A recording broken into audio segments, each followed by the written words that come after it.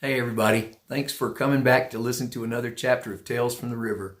If you watched my first TikTok, it explained how this family book of stories came together, and I mentioned about my dad grew up with 8 brothers and sisters on the banks of the St. Johns River back in the 20s and 30s and 40s and 50s. And anyway, I mentioned that he had a kind of a cantankerous old uncle, and that his name was Uncle George. And I'm going to read you a chapter about Uncle George today. And it's a little bit long, so it might go into 2 TikToks.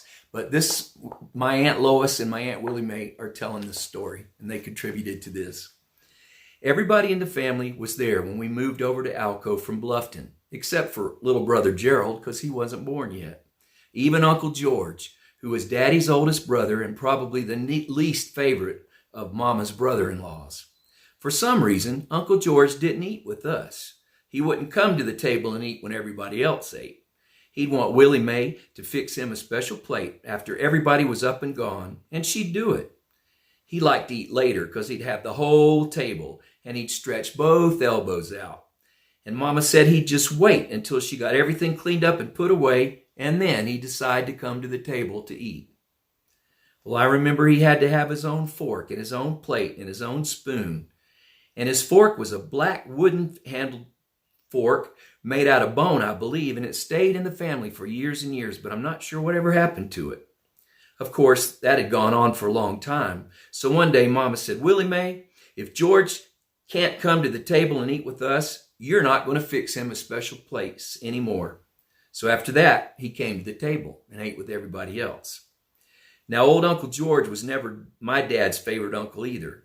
When my dad was little, he got a tricycle for Christmas, and he'd ride that tricycle so much that he completely wore out the rubber wheels on it. So Grandpa replaced it with iron wheels so he could ride it about anywhere he wanted. Well, with iron wheels on a tricycle, you could pretty much tell by the sound where Daddy was usually riding because it made so much noise. Well, Uncle George didn't like a lot of noise, and he had the knack of seeming to always run into Daddy's tricycle.